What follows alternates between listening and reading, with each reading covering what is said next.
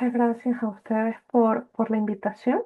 y a todos los que nos están escuchando. El día de hoy me voy a permitir hablar de un tema bastante novedoso, muy interesante, que ha llamado la atención de muchos investigadores en los últimos años y precisamente es la nanomedicina enfocada a el diagnóstico y el tratamiento del cáncer. Entonces vamos a comenzar precisamente hablando un poco del cáncer porque claramente es una enfermedad que es muy heterogénea, existen muchos tipos de cáncer, pero la OMS la define como un término genérico que se utiliza para definir un amplio grupo de enfermedades que pueden afectar cualquier parte del organismo. Sin embargo, este concepto es muy ambiguo, pero básicamente lo que queremos nosotros definir, o lo que quiere la OMS definir con este concepto, es que cualquier tejido y cualquier órgano puede sufrir una alteración, sobre todo desde el punto de vista genético, infeccioso y molecular, que puede llevar a un grado de transformación que va a permitir que esas células tumorales proliferen y que en esa proliferación tumoral las células cancerosas aprenden a evadir los mecanismos del sistema inmune. La realidad es que la OMS lo define y define el cáncer como una enfermedad bastante común, es una de las mayores causas de mortalidad a nivel mundial. También en 2020 se describieron alrededor de 14 millones de casos nuevos y alrededor de 10 millones de defunciones. Indiscutiblemente el sistema inmune juega un rol muy importante precisamente en la promoción del cáncer, porque aunque el sistema inmune tiene todas las herramientas para lograr inhibir, lograr evitar la proliferación de estas células tumorales, la realidad es que las células tumorales pueden aprender a evadir estos mecanismos y más bien utilizar al sistema inmunológico para progresar. Existen muchas formas de definir a las células tumorales y aquí solo me voy a permitir mencionar a Hanahan, que ha descrito las características que tienen las células tumorales, que van desde evadir genes supresores de tumores, reprogramación epigenética, resistencia a muerte celular, inestabilidad genómica, etcétera. Pero el día de hoy nos vamos a centrar a hablar en dos mecanismos muy importantes que son precisamente la evasión del sistema inmune y el microambiente tumoral. Por lo que les decía, como las células tumorales aprenden a modular ese microambiente para que el sistema inmune no las elimine y más bien genere un microambiente que las permita proliferar, precisamente es cuando el sistema inmune se vuelve como un arma de doble filo. Y por eso es que muchos autores han definido que en los microambientes tumorales pueden haber dos tipos de respuestas.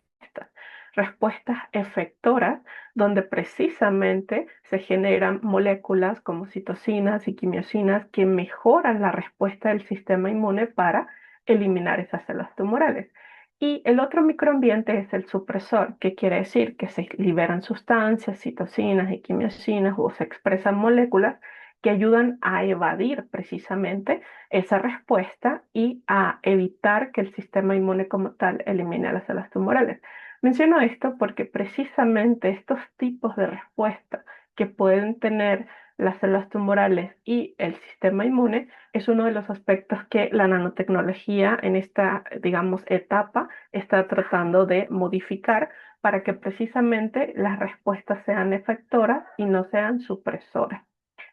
Es muy conocido por todos que el cáncer tiene diferentes tipos de tratamientos que pueden ir desde quimioterapia para evitar la replicación de células tumorales, radioterapia, cirugía, precisamente para remover esas células tumorales, pero también los fármacos dirigidos. Y precisamente aquí es donde la nanotecnología ha tenido una mayor aplicación, en poder dirigir fármacos novedosos y fármacos convencionales o quimioterapéuticos convencionales para que sean, digamos, más eficaces sobre células tumorales sin tener tantos efectos sobre células sanas. Entonces, podríamos definir que precisamente la aplicación de la nanotecnología, que es precisamente utilizar materiales a escala nanométrica entre 1 y 100 nanómetros, precisamente para mejorar esa capacidad de reconocer células inmunes y precisamente en medicina ha permitido tener estas tres aplicaciones principales. Primero, mejorar el nanodiagnóstico, por ejemplo, con nanosensores o algunas nanopartículas que tienen marcadores fluorescentes que mejoran técnicas de imagen. También la nanomedicina regenerativa, donde se utilizan nanomateriales precisamente para reparar algunos tejidos, y la nanoterapia, que precisamente es el punto en el que más voy a hablar hoy, porque precisamente se han estudiado diferentes nanoestructuras que tienen ese efecto terapéutico, ya sea porque pueden mejorar la liberación controlada de fármacos, o pueden modular el microambiente, o incluso estimular al sistema inmune para eliminar estas células tumorales. Y es por eso que las nanovacunas basadas en nanopartículas también han tenido una gran importancia. Ahora, precisamente estas aplicaciones de la nanomedicina en nanoterapia tienen un impacto muy importante en que las áreas de ingeniería, de ciencias de los materiales, así como áreas de la salud, incluyendo inmunología, precisamente trabajen en conjunto para definir y diseñar esas nanopartículas que tengan un tamaño, una forma, una carga específica, un tipo de material particular, y que estas características se definan principalmente dependiendo del tipo de síntesis, ya que se pueden utilizar síntesis químicas o incluso síntesis verde, donde se utilicen algunos carbohidratos o algunas moléculas para precisamente definir este potencial terapéutico que tengan las nanopartículas. Y claramente en ese trabajo multidisciplinario pues se tiene que definir, bueno, si esa nanopartícula va a ser cargada, por ejemplo, con un tipo de agente para mejorar ese diagnóstico de imagen, o algún tipo de agente terapéutico, quimioterapia o alguna droga novedosa, algún ligando, anticuerpo o material genético, o precisamente alguna molécula que le mejore o le cambie su inmunogenicidad. Y precisamente este tipo de trabajos multidisciplinarios permiten precisamente que el potencial que tengan estas nanopartículas puede ser aplicada en diferentes áreas. Y precisamente en estas aplicaciones podríamos definir cuatro principales, que es la liberación dirigida de fármacos, la nanomedicina catalítica, las nanovacunas y el nanodiagnóstico. Pero precisamente en la liberación dirigida de fármacos, que es una de las que más les voy a platicar hoy, precisamente lo que quieren los investigadores con este tipo de estructuras es precisamente encapsular fármacos para que, si se añade algún ligando o algún anticuerpo, esa nanopartícula llegue con el fármaco directamente a la célula tumoral y por lo tanto no afecte a las células sanas. Esto va a reducir claramente su toxicidad, va a mejorar la resistencia farmacológica y va a hacer que los tratamientos tengan mayor precisión. Y precisamente se han estudiado diferentes nanoestructuras que puedan servir para el transporte y liberación de fármacos. Aquí les muestro una imagen donde se resumen precisamente todas estas estructuras, tanto orgánicas como inorgánicas, que se han propuesto precisamente para la liberación de los fármacos. Indiscutiblemente, las micelas y los liposomas son uno de los que más se han estudiado, precisamente por las características físico-químicas que tienen. Y en este caso me voy a permitir enseñarles uno de los ejemplos más comunes, donde precisamente se tiene un liposoma que en este caso está cargado con doxorubicina. Y la doxorubicina pues es un fármaco quimioterapéutico que normalmente se utiliza para tratar diferentes tipos de fármacos, pero en este caso el liposoma no solamente porta la doxorubicina, sino tiene alguna combinación de lípidos, como por ejemplo el polietilenglicol, que puede mejorar la inmunogenicidad y con eso afectar un poco el microambiente tumoral. Sin embargo, hablaré un poco más de esto más adelante. Ahora, esto no es tan novedoso como nosotros quisiéramos creer. La verdad es que existen ya fármacos nanoestructurados que se venden de forma comercial. Aquí les muestro precisamente una tabla con algunos tipos de nanopartículas, diferentes nanoestructuras que portan diferentes fármacos, como les decía ahorita, doxorubicina, daunorubicina, anfotericina, etcétera. Y muchos de ellos ya están aprobados para diferentes tipos de cáncer, cáncer de mama, leucemia, y este es el nombre comercial con el que se venden. ¿Cuál es la mayor limitante? Que muchos de estos fármacos no se obtienen de forma tan fácil, y si se obtienen, en muchos casos los costos son muy elevados. Pero la verdad es que los fármacos nanoestructurados pueden ser una alternativa precisamente para mejorar la eficacia y reducir efectos secundarios. Ahora, claramente, como les mencioné hace rato, existen diferentes factores que pueden afectar precisamente esa eficacia de las nanopartículas. Y hablábamos ahorita un poquito de la morfología, por eso es claro Realmente los liposomas han tenido un impacto muy importante en esta parte del acarreamiento de fármacos. Sin embargo, también la superficie de carga, ¿sí? Puede afectar también ese, digamos, interacción entre las células tumorales y las células inmunes, también la composición, los tipos de lípidos, los tipos de grupos funcionales que están, digamos, sobre la superficie de esa nanopartícula, también la agregación, si son nanopartículas que tienden a agregarse o tienden a estar como más aisladas, y también el tamaño, porque precisamente dependiendo del tamaño, pues se va a definir esa interacción con las células del sistema inmune. Entonces, me voy a permitir tomar esta idea del tamaño porque precisamente ese es el primer punto para definir cómo el sistema inmune va a responder ante esas nanopartículas, porque dependiendo del tamaño, por ejemplo, estructuras que miden más de 500 nanómetros o que están aglomeradas o que tienen una forma muy particular, normalmente van a ser reconocidas por las células del sistema inmune por mecanismos dependientes de receptores FC. Y una vez que esos receptores reconozcan esas nanopartículas, van a favorecer un proceso de fagocitosis, donde al unirse con el lisosoma va a favorecer la liberación de esos componentes que ya van a tener un efecto molecular y genético sobre esa célula inmune. Aquellas nanopartículas de menos de 500 nanómetros pueden ser reconocidas por otros tipos de receptores, como los TLR o los scavenger, o pueden ser incluso, o pueden ingresar a la célula por mecanismos independientes de clatrina o endocitosis independiente de clatrina, y también afectar precisamente la expresión génica de las células.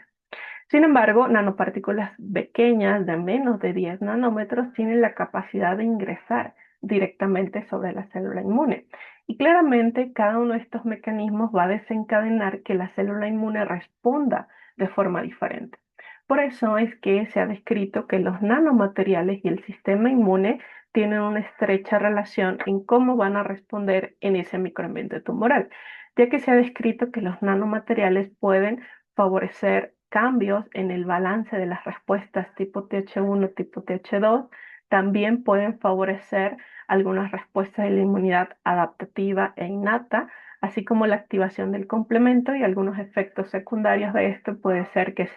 causen reacciones alérgicas, causen precisamente la generación de trombos o la hemólisis. Entonces, una de las cosas que más se ha estudiado es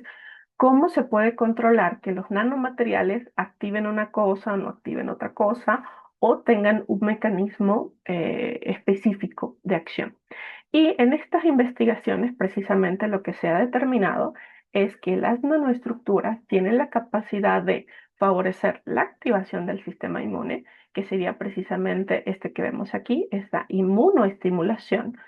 el cual precisamente es el que nosotros aplicamos en cáncer. No solamente es portar un fármaco para que de forma dirigida vaya a atacar contra las células tumorales, sino que sea una nanopartícula que me ayude también a modular el microambiente tumoral para que las células inmunes hagan su trabajo y eliminen esas células tumorales, es decir, se evadan esos mecanismos de evasión de las células tumorales. Mientras que algunos otros materiales y compuestos pueden favorecer precisamente ambientes tolerigénicos. De hecho, este tipo de nanopartículas, no voy a hablar mucho de ellas hoy, pero han sido muy estudiadas precisamente para el tratamiento de enfermedades autoinmunes, trasplantes y reacciones alérgicas, porque precisamente pueden ayudar a controlar la respuesta del sistema inmune. Entonces, digamos que este efecto dual que tienen las nanopartículas de poder favorecer la inflamación, es decir, inmunoestimular al sistema inmune para que haga algún efecto, o inmunosuprimir, precisamente es uno de los efectos duales que tiene ahorita la nanomedicina, ¿no? Y que se trata de estudiar precisamente esas características físico-químicas, la conductividad, las propiedades inertes de los materiales, para poder definir y utilizar esto a nuestro favor para poder o estimular al sistema inmune o suprimirlo.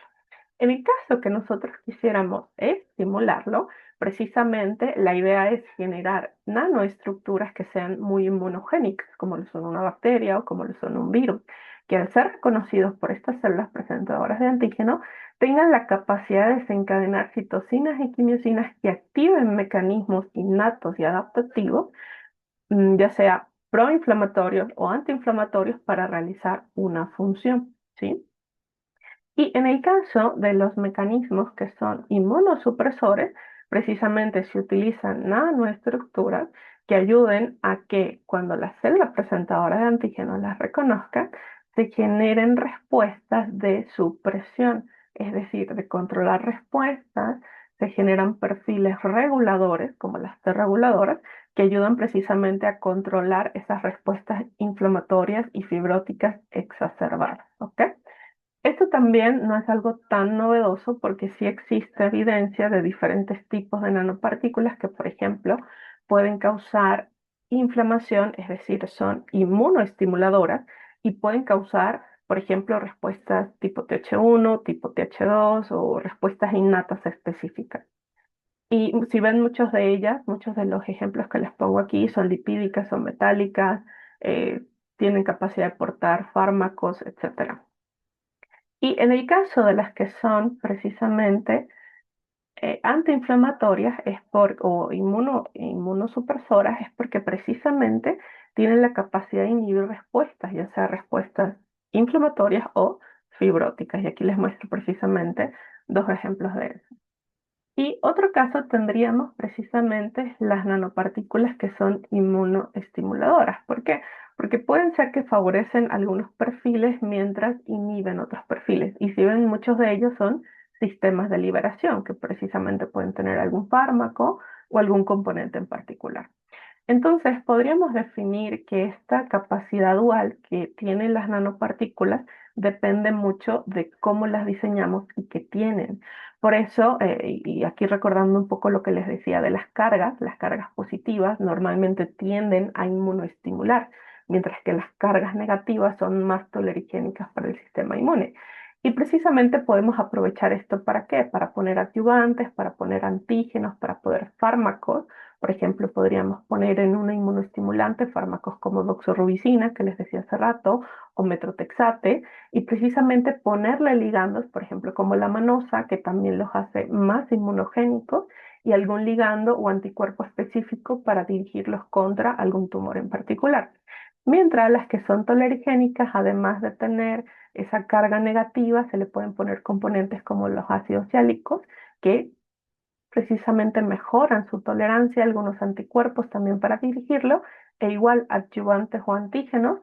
y algunos fármacos incluso como corticoides que precisamente ayuden a reducir esa inflamación. Entonces, claramente en el diseño que les decía hace rato, ese trabajo multidisciplinario que tiene que existir entre ingenieros, en materiales, nanotecnólogos, inmunólogos, médicos, etcétera, se tiene que trabajar en conjunto para diseñar estas plataformas que precisamente permitan obtener el resultado que nosotros queremos. Ahora, claramente una de las cosas que nos hemos dado cuenta en este proceso es que no solamente definir estas características como el tamaño, la superficie, la cantidad de lípidos, los componentes lipídicos y los adyuvantes van a modificar esa inmunogenicidad, sino también la ruta de administración, porque claramente el tipo de respuesta que nosotros queremos tener depende mucho de cómo se administran esas nanopartículas, a dónde van a llegar y cómo van a ser reconocidas por el sistema inmune.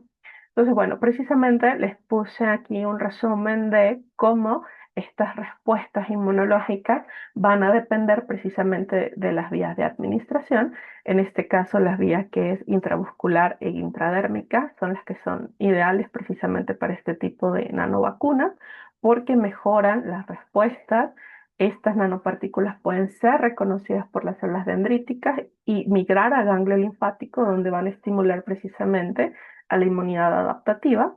En este caso, la vía que es intravenosa, pues las nanopartículas van a entrar directamente al torrente sanguíneo y pueden generar menor inmunogenicidad y mayor tolerancia inmunológica.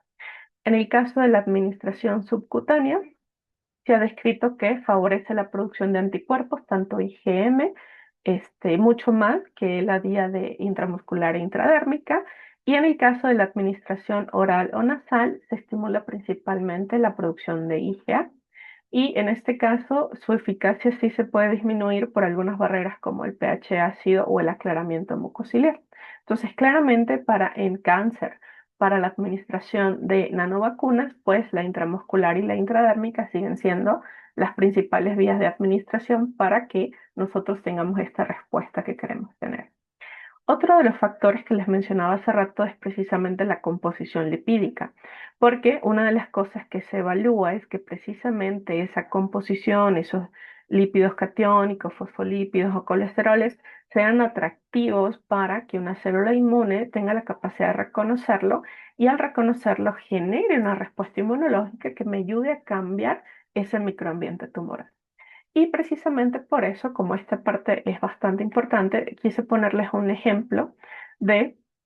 un fármaco que es precisamente trastuzumab. Es un fármaco que se utiliza ya en la clínica para cáncer de mama. Y en este caso, trastuzumab precisamente fue diseñado para dirigirse en este liposoma junto con otros dos fármacos, que es gefitinib y boritinaftab.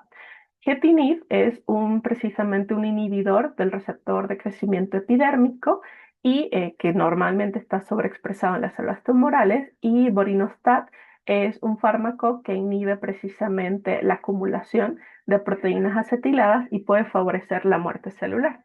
Entonces, ¿qué fue lo que hicieron o cuál es la propuesta de estos investigadores? Bueno, en este liposoma, utilizar gefitinib y borinostat, dirigirlo con trastuzumab para que solamente vaya contra las células tumorales de cáncer de mama que expresan HER2, y en este caso, dentro de la célula, tanto gefitinib como borinostat van a causar la función que farmacológicamente para la cual están diseñados, pero a su vez la combinación de los lípidos que fueron utilizados para generar este liposoma tienen la capacidad de activar a los macrófagos para que en ese proceso de reeducación los macrófagos pasen de un perfil antiinflamatorio a un perfil proinflamatorio. Y este perfil de los macrófagos M1 tiene la capacidad precisamente de activar ese microambiente tumoral para que las células inmunes eliminen esta célula tumoral. Entonces es una forma de atacar al tumor de diferentes formas, con fármacos convencionales dirigidos de forma específica y modulando el microambiente tumoral. Un aspecto también importante que ha surgido en los últimos años es precisamente las nanopartículas biomiméticas, porque en el caso de estas nanopartículas se utiliza precisamente la ingeniería para diseñar estructuras lipídicas que sean similares a las membranas celulares normales del ser humano. Y en este caso, estas nanopartículas biomiméticas igual pueden ser cargadas con fármacos, igual pueden ser cargadas con ligandos, con anticuerpos para dirigirlo, pero en este caso, esa, digamos, similitud que tienen para parecerse a sistemas biológicos normales, los ayuda precisamente a mejorar el proceso de la inmunoterapia, que se dirija de forma más efectiva, que pueda modular al sistema inmune y que precisamente tenga ese potencial específico que yo requiero para el abordaje, en este caso, de cáncer. Y por eso es que dentro de este tipo de nanopartículas también una de las que más, estructuras que más sobresalen son precisamente las nanovacunas, porque las nanovacunas precisamente funcionan como nanotransportadores que pueden encapsular algunos antígenos, algunas moléculas en particular del tumor, que pueden ser específicas del tumor y que las células sanas no las expresan. Entonces, en este caso, al ser administrada a los individuos, y como les decía, de esta forma intramuscular o intradérmica, las células que están ahí en ese epitelio, sobre todo las células dendríticas, comienzan a reconocer esas nanoestructuras y tienen la capacidad de migrar a ganglio linfático. Y ya en ganglio linfático, precisamente, tienen la capacidad de presentarle esos antígenos a los linfocitos TSD8, CD4 naïf, y esos linfocitos se hacen específicos contra ese antígeno tumoral. Entonces, cuando las células inmunes encuentren a esa célula tumoral, pues van a tener la capacidad de generar precisamente una respuesta para eliminar esa célula tumoral y llevarla a muerte celular. Entonces, podríamos resumir este aspecto de las nanovacunas como una estrategia que permite utilizar nanopartículas para entregar de forma directa los antígenos a las células presentadoras de antígeno, facilitar la presentación de esos antígenos a los linfocitos y reprogramar ese microambiente tumoral para precisamente revertir esa inmunosupresión que las células tumorales pudieran haber estado causando en ese microambiente tumoral. Y precisamente uno de los efectos que ha tenido esto de las nanovacunas es que claramente representan un avance respecto a las vacunas convencionales y por eso se han propuesto como estrategias de inmunización precisamente para protegernos contra estos antígenos tumorales y que nuestras células inmunes estén listas para eliminar a estas células. Ahora, muchos de los efectos que se han descrito de las nanoestructuras no solamente es modular el sistema inmune, sino directamente llevar a muerte celular a las células tumorales. Y estos mecanismos se han descrito que pueden ser mecanismos dependientes de efectos moleculares y efectos epigenéticos, que pueden ir desde modificaciones, por ejemplo, en la cromatina, por ejemplo, modificación de histonas, alteración de procesos de metilación y acetilación, también algunos procesos de estrés oxidativo, por ejemplo, disfusión mitocondrial o alteración de enzimas mitocondriales, y también el proceso de inflamación, porque claramente cuando hay estrés oxidativo normalmente se producen especies reactivas de oxígeno y de nitrógeno y algunas otras sustancias que favorecen la inflamación y precisamente la inflamación puede llevar a daño al DNA, igual afectación de estos, digamos, porcentajes de o regiones hipermetiladas o acetiladas, y que precisamente estos efectos que pueden llevar a la muerte celular de las células tumorales tienen mucho que ver con estos efectos moleculares y epigenéticos que la ciencia actual pues trata de definir cómo es que una nanopartícula tiene estos efectos. Y como les mencionaba hace rato, una de las características que se ha descrito de forma más relevante para definir estos efectos es precisamente las propiedades físico-químicas intrínsecas que tienen estas nanopartículas, porque claramente dependiendo de la estructura, si es lipídica, si es un nanoliposoma, si es un mesoporo, pueden tener diferentes efectos sobre el sistema inmune. Lo veíamos ahorita, ¿no? Ese efecto antiinflamatorio, el cambio, por ejemplo, en la polarización de los macrófagos, en el ejemplo que les di hace rato, o incluso inducir estos perfiles reguladores en el caso de las nanopartículas que son tolerogénicas. Pero claramente estos efectos dependen de esas propiedades intrínsecas, por ejemplo, si son algunas nanopartículas metálicas o si son liposomas, cómo tienen la capacidad de revertir estos perfiles, favorecer perfiles proinflamatorios o favorecer esta reeducación de las células. Y precisamente en estas nanopartículas con propiedades intrínsecas, la verdad es que además de las lipídicas que les decía, son muy utilizadas para el transporte y dirección de fármacos quimioterapéuticos, las nanopartículas metálicas también han sido muy utilizadas. ¿Por qué? Precisamente porque algunas propiedades intrínsecas del oro y de la plata en particular, precisamente mejoran las respuestas del sistema inmune, por ejemplo, mejoran perfiles proinflamatorios para que los macrófagos generen esas sustancias y esas citocinas y quimiosinas para cambiar el microambiente tumoral y que el sistema inmune se active para eliminar esas células tumorales. Entonces, una de las que más ha sido estudiada es precisamente, les digo, las de oro y las de plata, pero en particular voy a hablar del ejemplo de las nanopartículas de plata, ya que ellas son nanopartículas que se utilizan desde hace mucho tiempo, más por sus propiedades antimicrobianas y citotóxicas. O sea, actualmente existen incluso algunos geles antibacteriales sustancias microbicidas, microbiostáticas, que tienen nanopartículas precisamente por ese buen efecto citotóxico que tienen sobre bacterias y diferentes tipos de microorganismos. En este caso, digamos, el beneficio, la ventaja que tienen estas nanopartículas de plata es que tienen bajo costo, tienen muy buena reproducibilidad, se tiene mucho control sobre su cinética, la formación, y precisamente sobre su superficie se expresan iones de plata. Y esos iones de plata pueden ayudar a mejorar precisamente la inmunogenicidad. Y lo que se ha descrito, digo, hay diferentes tamaños, pero que precisamente las nanopartículas de plata menores a 100 nanómetros pueden en este caso ya sea entrar por fagocitosis o por endocitosis, ya les decía hace rato, muy dependiente del tamaño,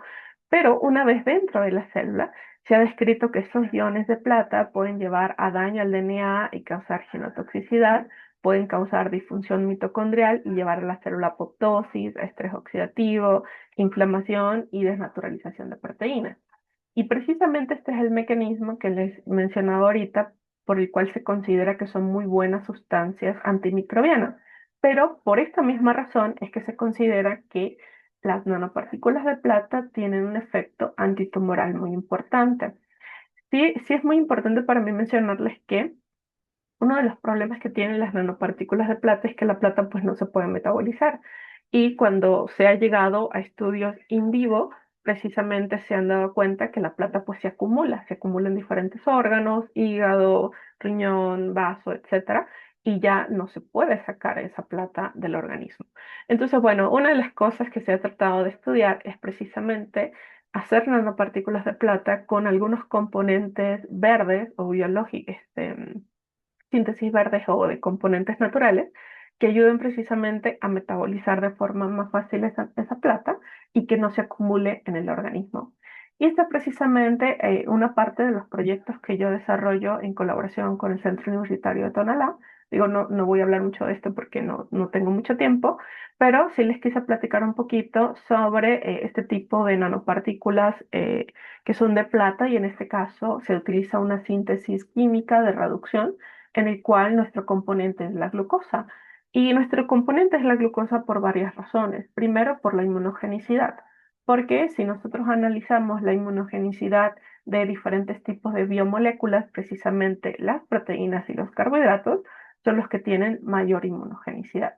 Y en segundo lugar, porque las células tumorales son células metabólicamente muy activas, en las cuales la glucosa puede ser muy atractiva para ellas y precisamente nosotros teníamos esta creencia, y digo teníamos porque hasta el momento lo hemos probado en algunas líneas celulares y no en todas, que precisamente las células tumorales tienen mayor atracción por estas células, por estas nanopartículas recubiertas por glucosa que las células sanas. Entonces tienden a tomar más de estas nanopartículas y por lo tanto el efecto terapéutico que les mencionaba ahorita, citotóxico, de daño al DNA, nosotros lo observamos solo en células tumorales y no tanto en células sanas. Y lo otro que les muestro aquí son precisamente algunas de las caracterizaciones físico-químicas que nosotros hacemos, que es VBIS, IR, DLS o TEM, para confirmar la morfología, ver el tamaño, ver los grupos funcionales, la estabilidad coloidal, etcétera. Y bueno, básicamente lo que nosotros hacemos es que, bueno, aquí en Inicia nosotros cultivamos tanto células de sangre periférica de pacientes, esto lo hemos trabajado en niños con leucemia, en los cuales obtenemos los blastos y los ponemos a cultivar. También lo hemos hecho de líneas celulares, les digo, hemos probado hasta el momento cáncer de próstata, cáncer de cervix y actualmente hay un estudiante haciéndolo en cáncer de mama. Y también lo hemos probado en linfoma murino, las cuales estas células también las llevamos a cultivo celular. Y como les mencionaba hace rato, en Cutonalá nos apoyan con la síntesis, el diseño de las nanopartículas, su caracterización. Y lo que nosotros hacemos son los estímulos de estas células tumorales con estas nanopartículas para determinar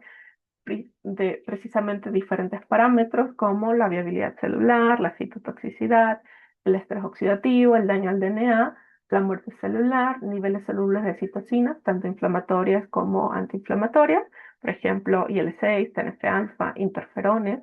IL-4 e IL-10, son las que hemos visto hasta ahorita. También hemos visto algunos marcadores, cambios en marcadores celulares, como por ejemplo la expresión en PBMCs de CD3, CD4, CD8. También hemos visto algunas modificaciones epigenéticas, sobre todo modificaciones en el porcentaje global de metilación del DNA. Y también hemos visto cambios en la expresión de mirnas, sobre todo aquellos mirnas relacionados con diferenciación y proliferación celular. Y bueno, en este sentido, la verdad ha sido una colaboración bastante interesante, por lo que les decía hace rato, entre ingenieros en materiales, inmunólogos y nanotecnólogos, el diseñar estructuras que puedan ser, digamos, más eficaces contra células tumorales y no tanto sobre células sanas. Y por eso precisamente en el aislamiento de PBMCs nosotros también consideramos hacer estos experimentos en individuos sanos para confirmar que realmente ese recubrimiento que le hacemos con glucosa, o bueno, que le hacen en tonalá con glucosa, ayuda precisamente a que ese efecto que tiene la planta sea solo en las células tumorales y no sea en las células sanas. Y bueno, la verdad, hasta el momento hemos tenido resultados muy buenos, resultados muy prometedores, pero como les digo, hasta el momento ha sido solo ensayos in vitro, en líneas celulares, en PBMC y en cultivo primario a partir del linfoma murino, que en este caso este es un linfoma de no-Hodgkin. Y, perdón, olvidé mencionar también la línea celular de leucemia. Tenemos algunas líneas de leucemia linfocítica aguda y precisamente en la línea de leucemia fue donde logramos evaluar las modificaciones epigenéticas, el daño al DNA y la expresión o los cambios en la expresión de las mismas. Y bueno, con esto quiero ir cerrando mi presentación. Quise centrar mis conclusiones y las perspectivas en cuatro puntos fundamentales que resumen muy bien mi presentación. Primero es que claramente la nanomedicina es una ciencia que trata de utilizar estas nanoestructuras menores a 100 nanómetros para mejorar el diagnóstico temprano, pero también para favorecer ese tratamiento dirigido contra las células tumorales, que en este caso su objetivo es atacar solo las células tumorales, minimizando el daño a los tejidos sanos y por lo tanto reduciendo esos efectos secundarios. En tercer lugar, que claramente la inmunoestimulación depende de los factores intrínsecos de los nanomateriales, pero también dependen del tipo de célula tumoral. Por eso quise ser como muy enfática en los tipos de líneas celulares que le hemos mostrado, porque la realidad es que todos los tipos de cáncer tienen características muy diferentes y no pueden ser tratadas exactamente con lo mismo. Y que claramente estos efectos que tienen las nanopartículas no solamente para modular el sistema inmune, sino para llevar a muerte celular directamente a las células tumorales, dependen mucho de estos cambios moleculares y cambios epigenéticos que tienen o que pueden causar estas nanoestructuras en las células tumorales. Entonces, claramente, esta parte de nanomedicina en cáncer es un área muy novedosa en la cual todavía, aunque se saben muchas cosas, todavía hay muchas cosas que investigar, porque hasta el momento lo que ha tenido más auge es precisamente la liberación de drogas terapéuticas. Sin embargo, algunos otros se han enfocado más en inhibir algunos puntos de evasión de las células tumorales o en modular el microambiente tumoral o en diseñar nanopartículas que tengan un antígeno específico, ¿verdad? O precisamente modular o prevenir algunos tipos de cáncer que precisamente se relacionan con infecciones virales. Entonces, claramente digamos que cada uno de nosotros trabajando en su área ha logrado avanzar en la ciencia del conocimiento, pero todavía hay un punto clave que precisamente se los dejé como un signo, una pregunta a responder, y es precisamente la inmunogenicidad versus los efectos secundarios. Porque claramente si hablamos de nanovacunas y nanoestructuras en cáncer, lo primero que nosotros pensamos es que sean estructuras muy inmunogénicas para estimular al sistema inmune y que el sistema inmune haga la función que tiene que hacer, que es eliminar las células tumorales. Pero cuando las nanoestructuras son muy inmunogénicas, pueden presentar también efectos secundarios, porque claramente el sistema inmune se está activando, están los macrófagos liberando citocinas inflamatorias. Entonces, es un aspecto que sobre todo estas propuestas de proyectos que utilizan nanoestructuras, cuando pasan de un modelo in vitro a un modelo in vivo, por ejemplo, un modelo animal, y luego a una fase clínica en seres humanos, se tiene que definir muy bien a qué se le apuesta, que haya una muy buena inmunogenicidad, pero que no hayan tantos efectos secundarios, porque si no, claramente la nanotecnología no va a tener los mismos efectos secundarios que tienen los fármacos quimioterapéuticos actuales, pero va a seguir teniendo efectos secundarios. Y precisamente ese es uno de los ejes centrales por los cuales surgió la nanomedicina, reducir los efectos secundarios. Entonces, ¿qué hace falta para que haya una muy buena inmunogenicidad y no tengamos tantos efectos secundarios? Trabajo multidisciplinario, donde todos estos factores, incluyendo la ruta y la vía de administración, como les mencionaba hace rato, sean parámetros que se tomen en cuenta cuando precisamente se estén diseñando estos proyectos de investigación, que bueno, en muchos casos todavía sigue en fases preclínicas in vitro, como en el caso nuestro, pero que en algún momento nosotros esperamos migrar a modelos morinos y en fases preclínicas ya en seres humanos. Y bueno,